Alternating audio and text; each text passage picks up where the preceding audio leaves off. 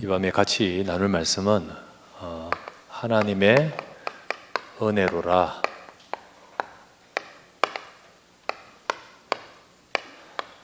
아무리 생각해봐도 하나님의 은혜다. 하나님의 은혜입니다. 이 모든 것 하나님의 은혜입니다 라고 말을 우리가 씁니다. 그때 하나님의 은혜라고 말하는 그 내용이 뭘까요? 어떤 사람들은 자기 병이 나선 걸 가지고 하나님의 은혜라고 하고, 또는 경제가 잘 풀리고 혹은 어려운 문제가 해결되는 것을 하나님의 은혜로 생각하기도 합니다. 그러나 그게 진짜로 하나님의 제일 중요한 은혜는 아니죠. 옛날에 제가 대구에 있을 때, 부격절에 있을 때, 청년 때부터 있었던 교회에서 그때 말씀드렸던 적이 있는데, 그때 그곳에 대구에 유명한 우리 권사님이 계셨습니다. 그 권사님이 실제로 병을 많이 낫게 하는 신유의 은사로 유명한 분입니다. 그분이 바로 그때 우리 있었던 교회 목사님의 장모님이셨어요. 그 장모님이 사위가 이제 개척을 하고, 그러니까 그곳에 오셔서 이제 본인이 이걸 하는 이 사역을 가지고 이제 많은 사람들을 이제 교회에 전도를 하죠. 실제로 이분의 명성이 대단하니까 많은 사람들이 교회에 옵니다. 오는데, 많은 사람들이 오는데 대부분 다 환자죠. 근데 그 환자들이 주로 암도 있고, 어떤 사람들은 정신병자도 있고, 여러 가지 이런 병들 많이 있었습니다. 그런데 그 중에 많은 사람들이 병이 나서요. 실제로 질병이 치유되고, 그리고 낫는 모습이 치유가 됩니다. 그런데요, 낫고 나서는 하나님 떠나버려요. 낫고 나서는 세상 길로 가버려요. 정신 문제 있는 사람, 낫고 나서는 이제 정신 차렸으니까 결혼해가지고 가요. 그런데 나중에 보면 완전히 무너져 있어요. 완전히 무너져 있어요. 나중에 보면 그 질병이 또 와 있어. 나중에 보면 더 이상하게 돼 있어. 그래서 목사님이 그때 굉장히 큰 이렇게 고민에 빠졌어요. 그리고는 이게 아닌 것 같다. 정말 이건 아닌 것 같다 라고 생각하는 가운데서 다락방을 만난 거예요. 그때 이제 깨달은 것이, 복음 줘야 되는데 엉뚱한 거 했고, 진짜로 그리스도 전해야 되는데 다른 거 됐구나.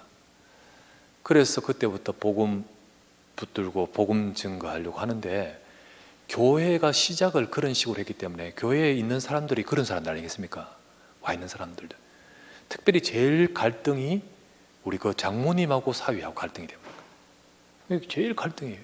이쪽은 신비주의고, 근데 목사님도 그렇게 하다가 이게 아니다 하면서 복음했는데 체질은 빨리 안 바뀌지만은 이게 근본적으로 갈등이 됩니다. 그래서 사실은요, 굉장히 그 기간을 하나님 바꾸시는 과정이 있었습니다. 사실은 진짜 은혜는 뭔지 아십니까? 병 낫는 것도 물론 은혜고요, 또는 우리가 어떤 정말 해결되지 못한 문제가 해결되는 것도 은혜입니다만은, 바울이 말하기를 정말 돌아보면서 하나님의 은혜로라 말했듯이, 여러분과 제 인생에 다른 사람이 없는 중요한 은혜 우리에게 주셨습니다. 그 은혜가 바로 뭐냐? 제일 먼저는 첫 번째, 복음을 알게 되는 것. 이게 하나님의 은혜입니다. 이거 하나님의 은혜. 두 번째, 이 복음의 일, 그 일을 위해 복음의 직분을 감당하는 것, 직분을 주신 것, 복음의 직분, 복음을 위한 일, 거기에 내가 쓰임받고 참여되게 된 것, 이게 은혜입니다. 세 번째, 은혜가 뭐냐? 이거를 진짜로 수고할 수 있는 것, 이게 은혜입니다. 바로 하나님의 은혜다. 이게 하나님의 은혜고, 이게 바로 하나님의 은혜다. 바울이 지금 고백입니다. 맨 나중에 만삭되지 못한 나에게도 복음을 알게 하셨다. 그리스도 만나게 하셨다. 그게 은혜고요. 그 은혜로 내가 사도라 칭함 받을 수 없는 박해자인데 하나님이 나를 사도로 칭하게 하셨다. 세 번째, 그 은혜가 헛되지 아니하여 나로 하여금 다른 어떤 이보다 더 수고하겠는데 그게 내가 한 것이 아니요 하나님의 은혜다. 정말 은혜는요, 우리가 이겁니다. 이거예요. 그래서 여러분과 저도 이 은혜를 알고 이 은혜 속에서 우리의 삶에 정말 하나님의 은혜를 고백할 수 있는 우리 삶이 되기를 바랍니다.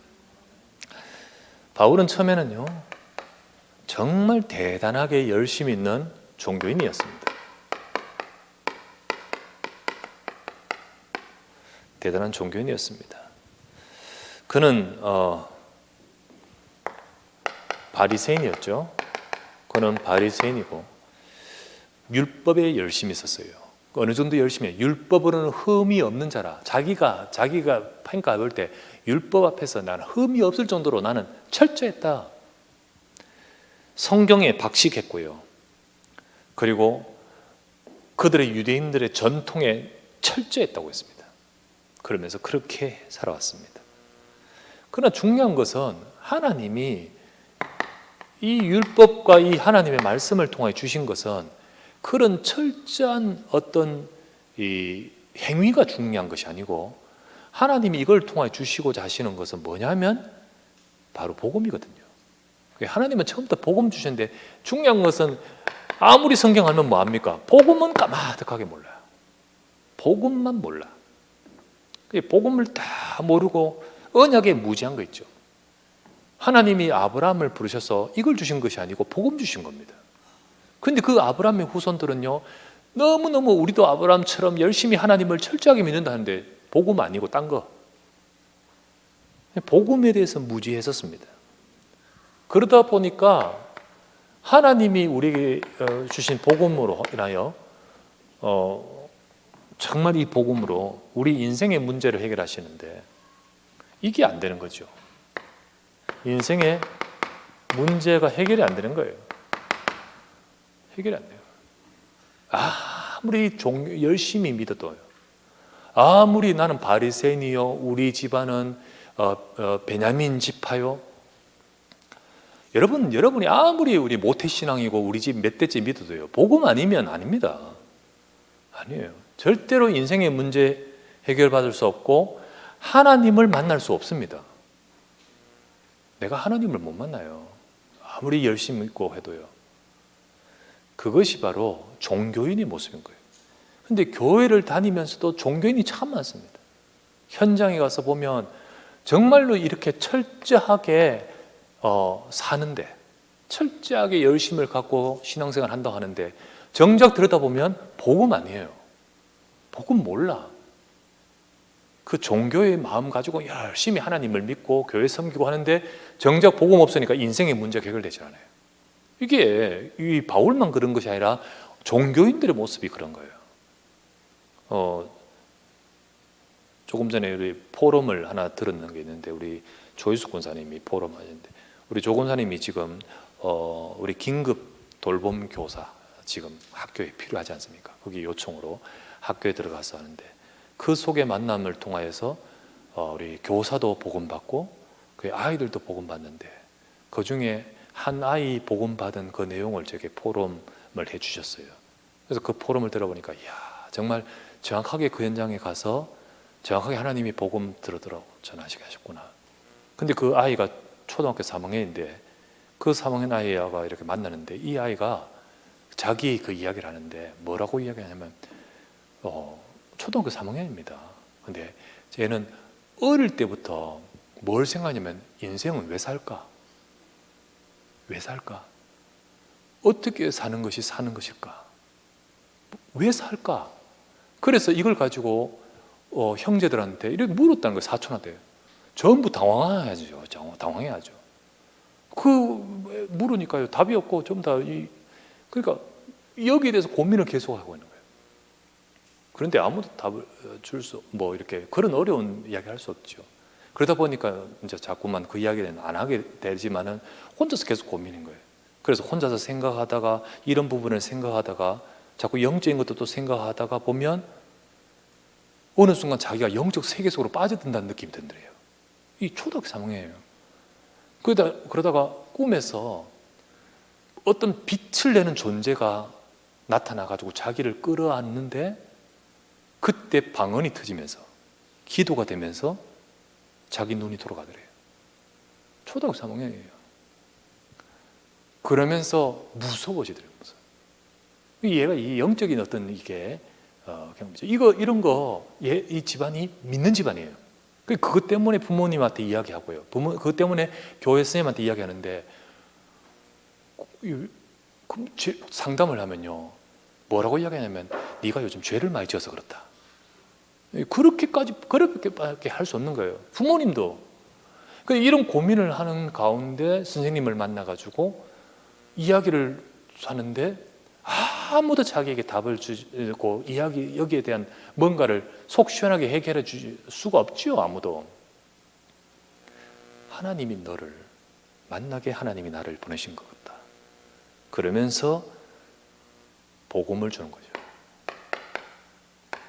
얘한테 복음을 줬는데 얘가 복음을 받으면서요. 눈물을 흘리면서 복음 받아요. 그리고 눈물을 흘리면서 영접을 해요. 그죠?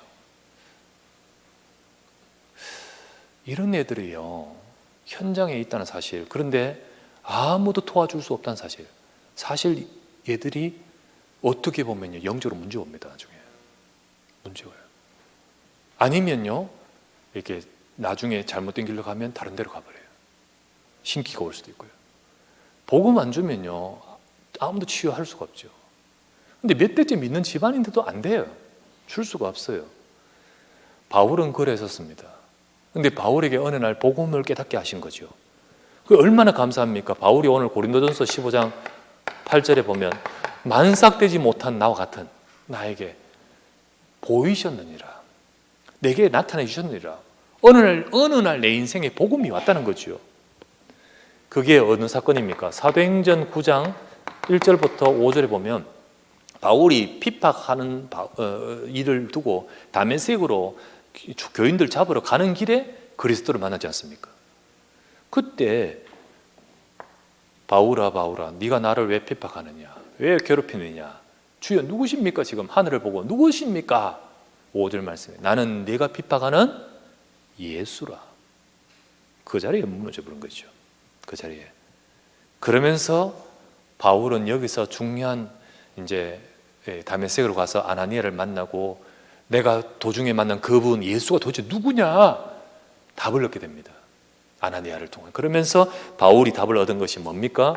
사도행전 9장 22절. 답 없고요. 다메섹 성에서부터 곧바로 바울은 여기 증인돼 버립니다. 그 증인될 때 바울의 메시지가 뭐죠? 뭐라고 했지요? 사울은 유대인의 막 반대를 할 때 더욱 힘을 얻어 예수는 그리스도라 증언한다 했죠. 여기서부터 바울은 여기서 예수님이 그리스도라고 봤던 겁니다. 봤어요. 그래서 예수는 그리스도다 이 말은 성경 알잖아요. 압니다. 그런데 하나님께서 성경을 통해 오시겠다 하신 그리스도가 바로 예수님이라는 사실, 이거를 알게 됐던 거예요. 그분이 죽은 줄 알았는데 내가 만난 부활하신 그분, 십자가에서 죽은 것이 아니고 십자가에서 다 이루셨다는 사실. 그래서 우리 인생이 갖고 있는 진짜 문제인 저주, 재앙, 사탄의 권세를 깨뜨리고 하나님을 만나는 길을 열어주시고 우리의 죄를 해결하신 십자가의 복음, 이거를 여기서 다 이루셨다는 사실을 바울이 발견하게 된 거죠. 아, 십자가에서 모든 약속을 다 이루셨구나. 이 복음을 만난 것이 바로 은혜 중에 은혜인 거예요.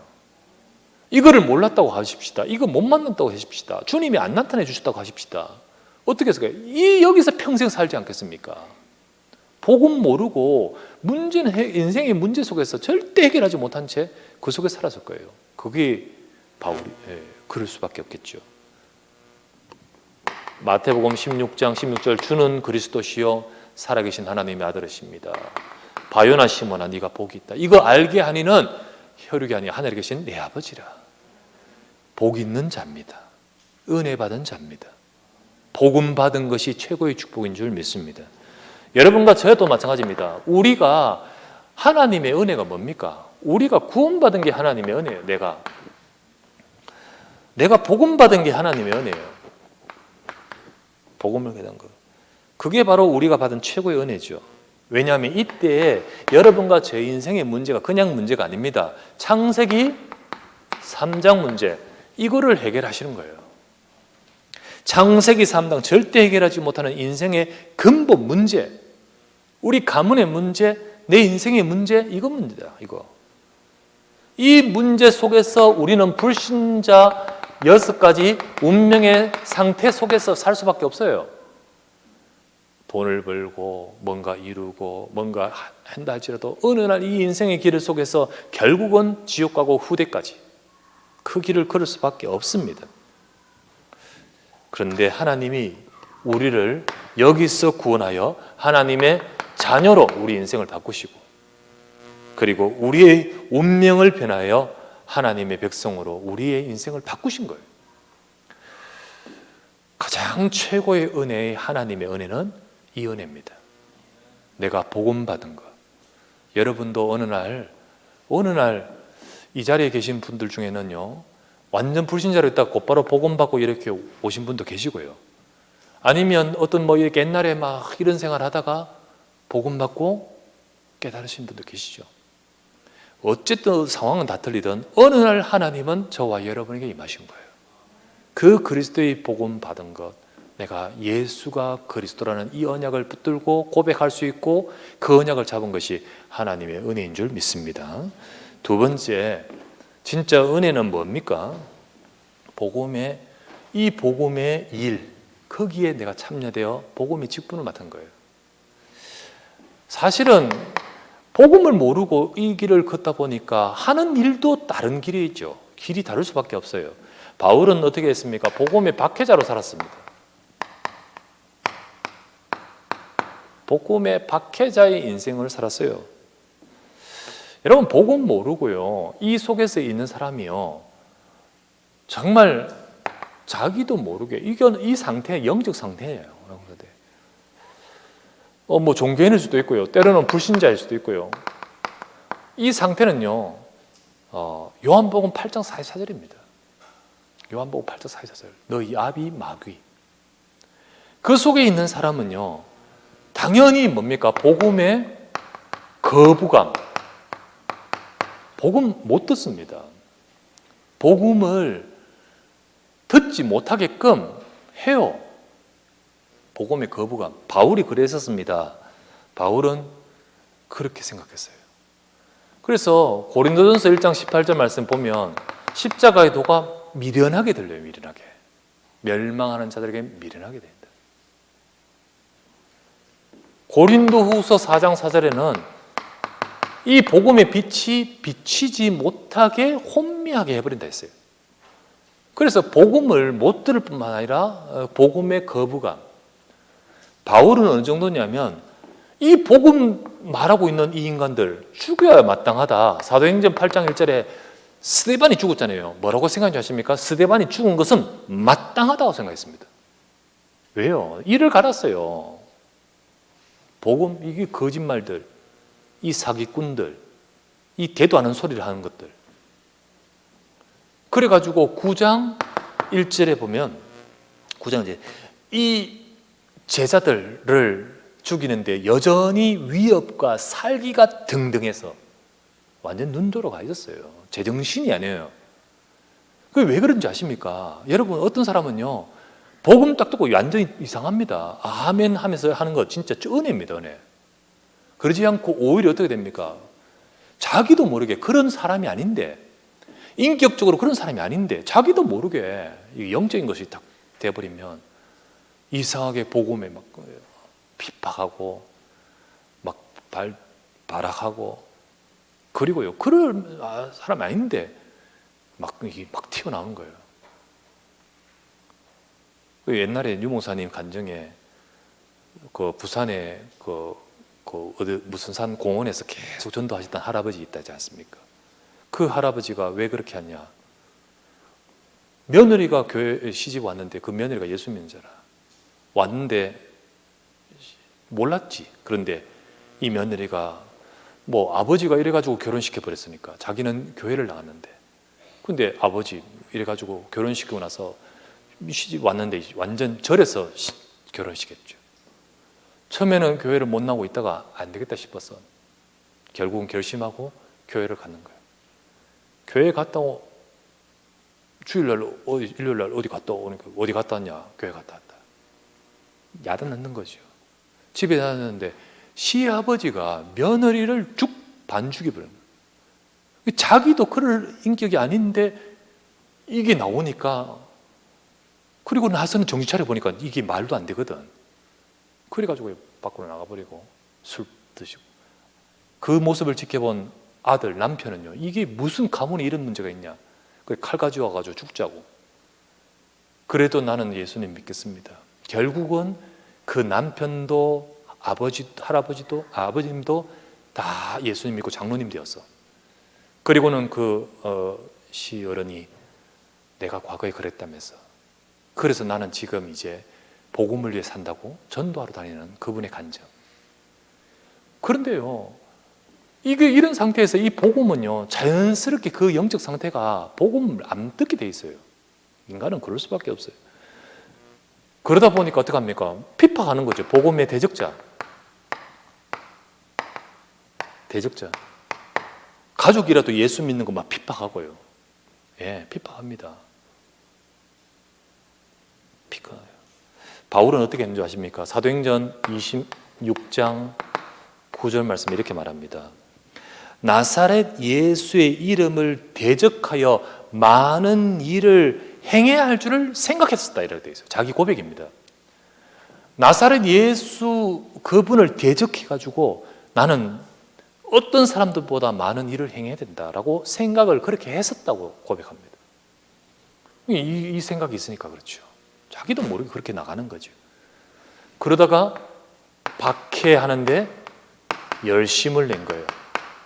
열심을 냈습니다. 빌립보서 3장 6절에 이렇게 바울은 말합니다. 나는 열심으로는 교회를 박해했던 자다라고 되어 있습니다. 그러니까 그 인생이 복음의 반대 자리에 서는 거예요. 하나님의 반대 자리. 열심히는 하는데 엉뚱한 일에 몰두하는 인생이 되어버린 거죠. 이렇게 살 수밖에 없었던 인생을 하나님이 어떻게 바꾸셨습니까? 나는 교회의 박해자였는데 하나님이 나는 사도로 칭함을 받을 수 있는 자가 아니다. 그런데 하나님이 나를 사도, 곧 전도자로 하나님이 세우신 겁니다.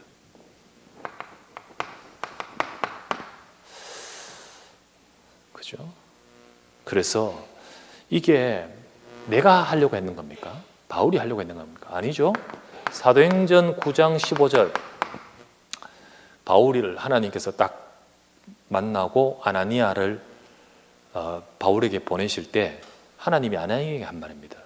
아나니아가 이렇게 말했죠. 13, 14절에 주여, 내가 듣기로는 이 사람은 적지 않게 예루살렘에서 교회를 핍박했고 여기도 온 이유는 교회를 핍박하려고 왔는 자로 알고 있습니다 라고 할 때 주님이 하신 말씀, 가라.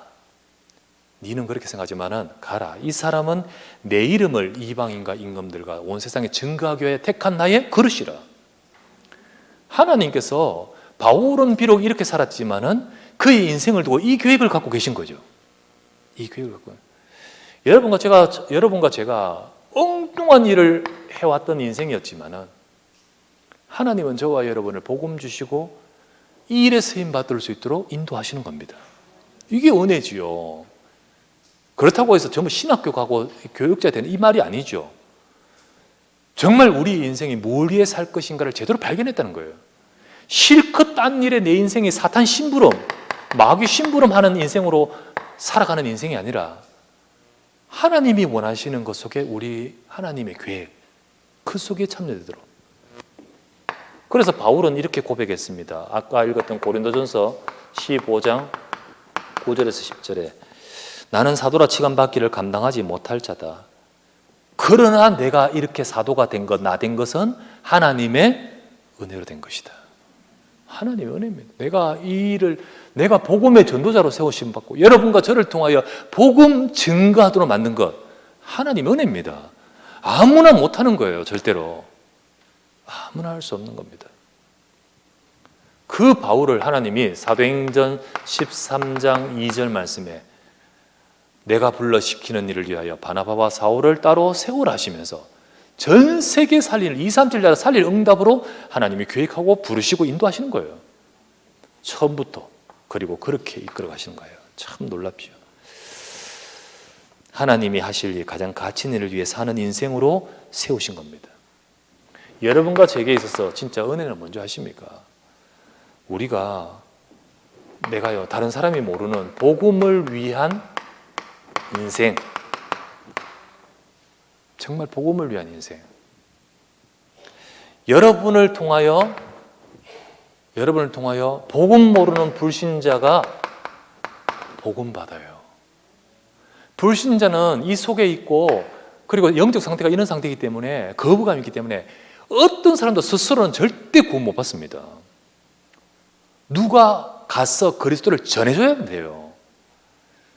그런데 어느 날 시간표에 그 사람이 갈급한데 아무도 전해주질 않아.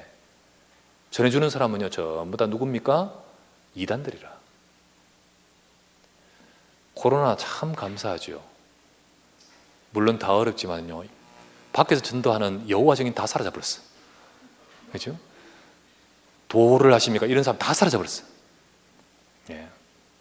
어떻게 보면 교회가 위기고 어려움이 같지만은 하나님의 뜻은 진짜 복음 제대로 전하라고.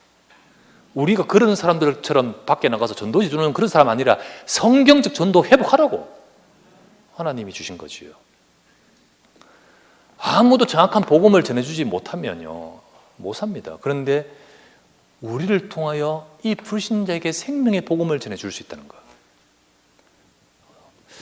한 번도 못 들은 복음 못 들은 그에게 복음을 선포해 준 거. 그리스도를 전해주는 거. 여러분을 나를 통하여 교회 살리고요. 나를 통하여 후대 살리고요. 나를 통하여 목회자 살리는 거. 이 일에 내가 능력이 있어서 많이 뭐 할 수 있다 없다 이걸 떠나서요. 여기에 중요한 방향을 따라 품고 있다는 자체가 은혜입니다.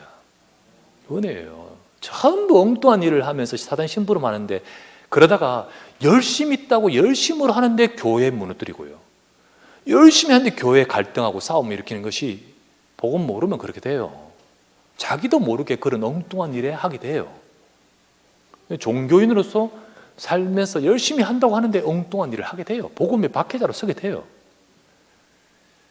예, 그렇게 됩니다. 누가 그렇게 의도한 건 아니지만은 그런 상태가 돼버려요.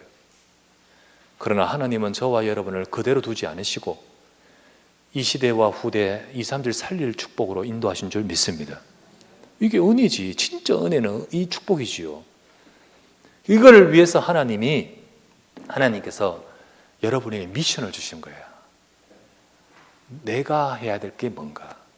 바울에게요 9장 15절에 여기 이 사람은 내 이름을 이방인과 임금들과 모든 백성들에게 증거하기 위해 택한 나의 그릇이라는 하나님의 계획이 있듯 하나님은 나를 향한 계획과 뜻이 있거든요.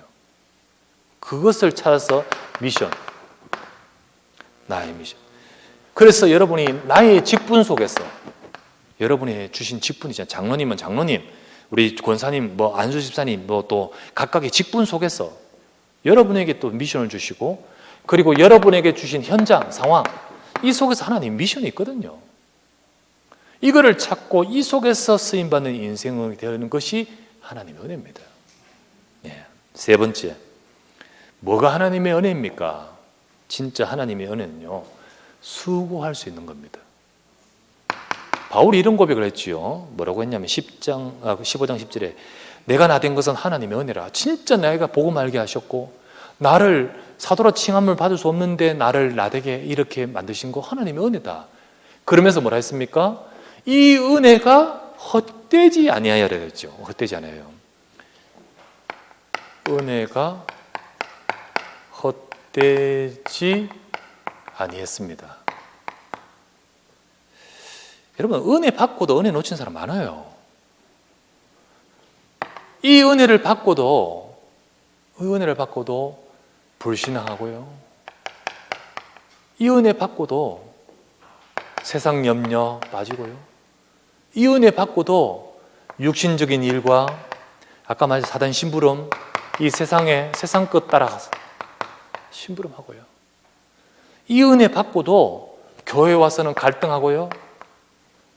이 은혜 받고도요, 진짜 영적인 거 다 놓쳐버리고 전부 여기에 몰두해가지고 영적으로 성장이 딱 멈춰버린 상태 많습니다, 여러분. 그런데 하나님은 바울에게 주신 이 은혜는 헛되지 아니하여. 그래서 정말 바울을 계속해서 이 은혜 속으로 이끌어 가셨어요. 그 영적으로 성장하게 하셨겠지요. 성장하게 하시고 더 은혜의 그 충만함 속으로 가게 하시고, 그래서 하나님이 나를 향한 미션을 찾게도 하시고, 그러면서 어떡합니까? 내가 이를 위해서, 이것을 위해서 내가 헌신하겠다는 그런 중심과 마음을 품도록 이끌어 가시는 거예요. 전에는 엉뚱한 일에 열심을 냈지만은 이제는 진짜 이 일에 내가 마음을 담고 열심을 품게 하시는 거예요. 이게 진짜 하나님의 은혜가 하는 거지. 교회 와서도요, 예수는 그리스도 말하면서도 이 어마어마한 은혜를 받았는데 그 은혜를 가지고 이쪽으로 빠진 사람 참 많습니다. 교회 와서 갈등하고 육신적인 것 보고 말하고 참 뭐 자리에 갈등하고 뭐 등등. 그러지 말고 여러분과 저에게는요, 은혜가 진짜 은혜 되기를 바랍니다. 정말 우리가 진짜 은혜는 뭡니까? 바울은 이 은혜가 헛되지 아니하여, 은혜가 뭔지 아십니까? 수고할 수 있게 됐다는 거예요. 그래서 바울은 더 많이 수고했다고 했어요. 수고. 이게 은혜다라고 고백하는 겁니다. 이거 내가 한 것 아니요, 하나님의 은혜라. 여러분, 이게 수고, 은혜가 수고하게 만듭니다. 은혜가 수고하게 만들어요. 진짜 은혜를 알고 은혜 받고 은혜를 알 때 이게 돼요. 수고하게 돼요. 때로는 이 수고를 하면서는요, 어려움도 있을 수도 있고요. 바울이 참 이 복음을 위해 수고하면서 어려움도 있죠. 때로는 많이 힘들기도 하고요. 때로는 오해도 받기도 하고요. 뭐 이런 거 안 당할 수도 있는데도 오해도 받기도 하고요. 욕 들어먹기도 했어요. 뭐 핍박 당하는 거. 여러분이 진짜로 수고하다 보면 이런 말로 들릴 수 있고 저런 거 당할 수도 있는 거예요. 그런데 이것조차도 은혜입니다. 왜요? 세상 것 위해서 내가 뭐 하면서 이거 당했던 이런 거는 거기에 걸맞이 뭐 이렇게 받은 거지만은 진짜 이게 무엇 때문에 이 일을 당했습니까? 복음 때문에 당했잖아요. 그게 은혜인 겁니다, 여러분. 그래서 바울은 이걸 알기 때문에 감사했어요. 내가 복음을 위하여 더 많이 수고한 거예요. 그래서 여러분과 저는 하나님의 은혜 받은 자로서 우리는 내가 수고할 수 있다는 것을, 그 은혜를 받으시길 바랍니다. 수고할 수 있는 은혜를 받으시기 바랍니다.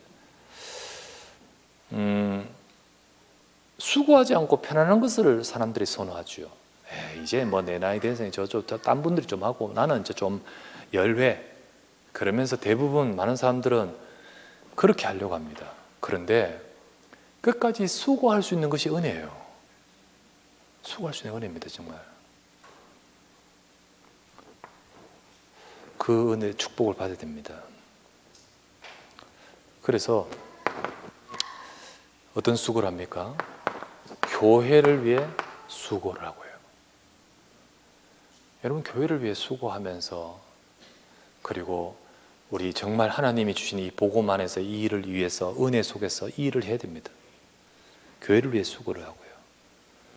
그래야만 교회가 살고 후대가 살고 현장을 살릴 수 있는 거거든요. 그렇게 해야 됩니다.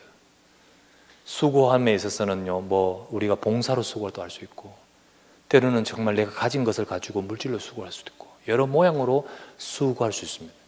근데 그 수고를 통하여서 하나님이 정말로 역사하십니다. 그런 수고하는 것이 저 사람은 편한데 나는 수고하고 내가 참 이게 아닙니다. 은혜입니다. 은혜. 축복입니다. 그거 아셔야 됩니다. 내가 그 사람 아닌 다른 사람 못하는 이 물질을 들 수 있게 된 것도 축복인 줄 믿습니다. 그리고 내가 다른 사람이 못하는 이 일을 할 수 있는 중심도 주시고 또 그 일을 할 수 있는 모든 것들을 허락하심도 은혜입니다. 참 그 중심을 가진 자들을 통하여 하나님이 일하시는 거예요. 그 며칠 전에 우리 홍 목사님이 카톡을 올렸다고요. 지금 코로나 때문에 지금 이런 상황에서 우리가 또 방역 조치를 하면서 해야 되기 때문에 예방 조치하기 때문에 해야 되는데 이제 그걸 위해서 우리 또 그냥 들어오는 게 아니라 옛날에 그냥 안녕하십니까 어서 오십시오 이러면 되는데 이게 아니잖아요. 다 해야 되는. 근데 이제 몇 달 됐죠. 그걸 위해서 이제 예배 전에 수고하시면서 또 예배 시작해도 그 뒤에 남아가지고 계속해서 해야 되는 팀들이 보이지 않게 하기 때문에 안전하게 예배 드릴 수 있는 거예요. 근데 이게 시간이 계속 가니까 이게 지금 일꾼들이 더 필요한 거예요. 그래서 실제로 지금 이렇게 우리 장로님들 우리 그 카톡에 올라왔죠. 그 장로님들이 많이 수고해 주셨고 권사님들 두 분이 또 우리 청년들이 함께 계속해서 우리 들어오면서 열 체크하고 뭐 여러 가지 해서 그게 힘들 때보다는 그 시간에 거기서 계속 그 일을 해줘야 되거든요. 근데 이게 혼자서는 못해. 이게 같이 협업해야 되지 안 돼. 근데 이게 이제 우리 교육자들이 왜 필요하냐 들어보니까 교육자들이 거기 같이 예배 시작하고 뒤에 이제 거기서 백업하고 하는데 이제는 이제 기관이 이제 시작되니까 이제 딴 사람들이 좀 더 도와야 된다는 거죠. 필요하겠구나. 그러면 하실 마음이 있는 분 아니겠느냐? 있겠냐? 예. 다른 사람들은 그냥 시간만 되면서 와가지고 체크 한번 해주고 들어가면 되겠지만은 일찍 나와서 우리 장로님들 가운데 어떤 분들은 일찍 나와 1부부터 시작해가지고 1부 9시 이전 8시 전 그때부터 시작 준비하고 수고하는 게 이게 얼마나 수고입니까? 근데 바울은 말했죠. 내가 받은 은혜가 지금까지 나에 다 된 그 은혜이기 때문에 나는 그 은혜로 인하여 수고하게 됐다는 거죠. 여러분, 우리가 이 은혜 속에 있기 때문에 여러분도 여러분의 수고를 통하여 하나님이 일하실 줄 믿습니다. 이런 교회를 위한 수고할 수 있는 자, 교회를 위해 수고할 수 있는 자, 그런 중심을 가지고 그런 것을 두고 마음에 담고 헌신할 수 있는 자, 사실 필요하고 또 하나님이 찾으십니다. 정말 현장을 위해 수고하는 자. 현장에 나는 그냥 편안하게 신앙생활 하고 싶지.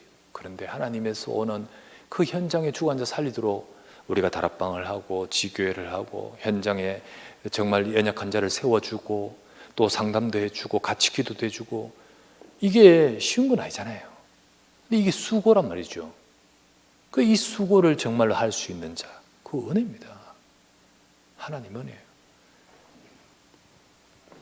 그리고 여러분의 나름대로 여러분에게 주신 그 미션을 수행하면서 나를 향한 하나님의 전도, 나를 향한 하나님의 계획, 여러분 이거를 발견할 때 여러분의 인생의 응답이 시작됩니다.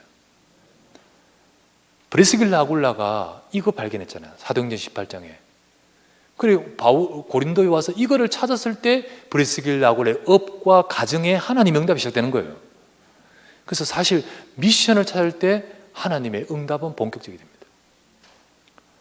그거를 찾아서 그거를 이루기 위해서는 때로는 내가 정말 다민족 살리기 위해서 내가 헌신해야겠다. 그러면 거기에 내가 마음을 담고 기도도 하고 드려야겠죠. 그 일을 하는 그 수고가 있는데 그거를 하나님께서는요 은혜 주신 속에서 되는 거예요. 그죠? 나는 우리 렘넌트들을 도와야겠다. 내게 주신 미션이에요. 나는 정말 우리 지역 현장에 전도운동 하면서 이 연약한 자 도와야겠다. 나는 정말로 교회가 237 살릴 성전을 짓도록 나는 경제적으로 응답받아 헌신해야겠다. 각각의 모양으로 하나님이 여러분이 주신 미션을 찾아서 그 응답을 받아가야 되는 겁니다. 거기에 진짜로 하나님의 은혜가 있는 거예요. 은혜가 있어요. 여러분 이런 이런 용어가 있어요. 우리가 보통 쓸 때 수고했습니다 할 때는요, 그냥 그게 우리 인사고 그 편안한 말이죠. 예, 수고. 그런데 이 단어를, 이 고자가 이게 쓸 고자거든. 그 받을 수. 이래가 때문에 우리가 이거는 올바르지 않다 해서 단어를 뭐로 바꾸냐면 수은했습니다 이렇게 표현하면서 구태여 바꿔요. 이걸 억지로. 우리 평소에 쓸 때 이게 꼭 고자가, 그런 고자는 생각도 없는데, 그런데 구태여 의미를 부여해가지고 이거 은으로 바꿔서 이렇게 말을 쓰는 용어가, 세상에는 이 단어 쓰면 못 알아들어요. 근데 기독교인들 사이에는 이제 수은했습니다라는 말이 이제 고통이 아니고 은혜입니다 이런 뜻이겠죠. 여러분 꼭 그렇게 쓸 필요 없을 것 같아요. 바울이 뭐라 했습니까? 나 수고했다고 했고 그게 은혜라고 했는데 굳이 뭐 그렇게 쓸 필요 없을 것 같아요. 그죠? 여러분 수고가 은혜인 줄 믿으시기 바랍니다. 수고가 은혜예요. 바울이 뭐라 했습니까? 이렇게 말했습니다. 고린도전서 15장 58절에 견실하며 흔들리지 말고 항상 주의 일에 더욱 힘쓴 자들이라. 이는 너희 수고가 주 안에서 헛되지 않는다. 헛되지 않을 줄 알미라 했습니다. 자, 결론을 맺습니다. 여러분과 저는 은혜 받은 자죠. 그런데 조금 더 나가서 여러분과 저는요, 하나님의 특혜 받은 자입니다. 특혜, 우리 특혜 좋아하잖아. 은행 가도요, 그냥 창구에 사는 것보다 어서 오십시오 이러면서 저 지점장님실로 탁 들어가가지고 이러면 뭔가 좀 좋네 이랬잖아요. 특혜. 하나님이 세상을 향하여 일반적인 은총을 주셔요.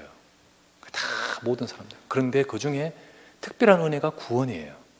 근데 그 중에 더 큰 은혜가 또 특별한 은혜가 있어요. 여러분과 제게 하나님이 특혜 주셨습니다.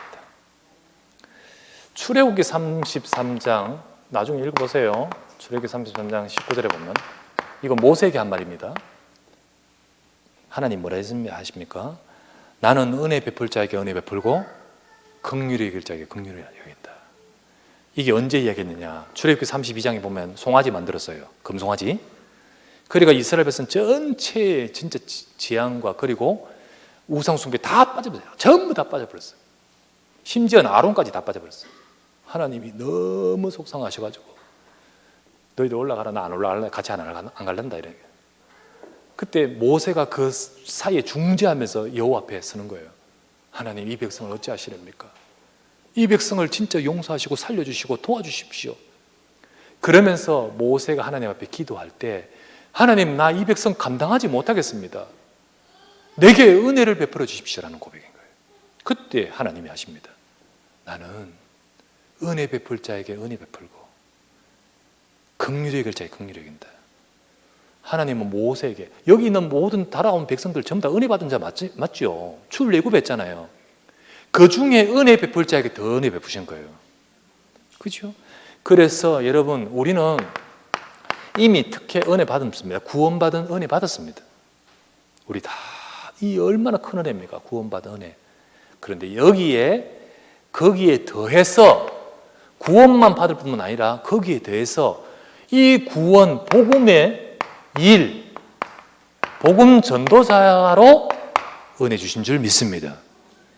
거기에 더해서 우리 이 타짜나 보면요, 밟고 그거 받고 이런 거 있잖아요. 이거 받고 주님이 주신 거 이거 받고 하나 더. 여러분 진짜로 내가 여기에 다른 사람이 못하는 수고하게 하신 것 감사합니다. 이거 특혜입니다, 여러분. 특혜예요. 하나님은 진짜로 이 시대에 하나님이 이 특별한 은혜를 주셔서 하나님의 특별한 일을 이루시는데 쓰일 자를 찾으십니다. 그래서 여러분은 특혜를 누리는 자 되시기를 바랍니다. 가장 먼저는 어떤 행동하기 전에 특혜를 누리는 시간을 가지세요. 특혜를 누리는 시간. 이거를 일컬어서 서밋 타임이라고 합니다. 진짜 내게 주신 이 은혜를 다시 확인하고 그 은혜를 확인하면서 그 은혜를 충만한 시간. 그래서 여러분이 진짜로 복음의 말씀에 집중하고 말씀에 집중. 그 말씀 붙들고 기도하고 그러면서 하나님께서 나를 향하여 하시고자 하시는 중요한 계획인 전도와 선교를 두고 진짜 이게 집중하는 시간.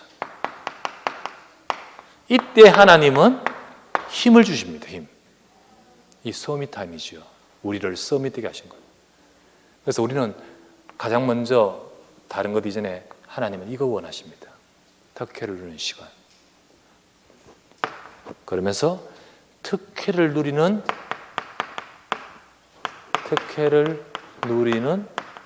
기회를 찾으십시오. 정말로 하나님이 여러분 통하여 지금 복음 받을 한 사람을 준비하십니다. 그 사람을 살리는 것이 어마어마한 축복인 줄 믿습니다. 그거를 또 흘러보내고 하지 말고 주님 나를 통하여 사도행전 13장 48절 영생 얻기로 작정된 자를 살리게 하옵소서. 그 한 사람을 양육하고 도와주면서 그 사람을 복음으로 세우는 것. 특혜를 누리는 시간입니다. 특혜를 누리는 시간. 특별한 상황이 있어가지고 진짜로 헌신해야 될 때 있습니다. 사람들은 그때 귀를 막고 나 몰라 하지만은 주여 나를 사용하여 주시옵소서. 기회고 축복이지요. 그런 특혜를 누리는 기회 응답받으셔야 됩니다. 응답받으셔야 돼요. 특별히 여러분에게 주신 직분이 있습니다. 이게 다 여러분의 기회입니다. 하나님은 그 축복을 주시려고 직분을 주시고 하나님은 특별한 해야 될 일이 있습니다. 수고해야 될 일이 있습니다. 그게 기회입니다. 바로 그 축복을 받으셔야 됩니다.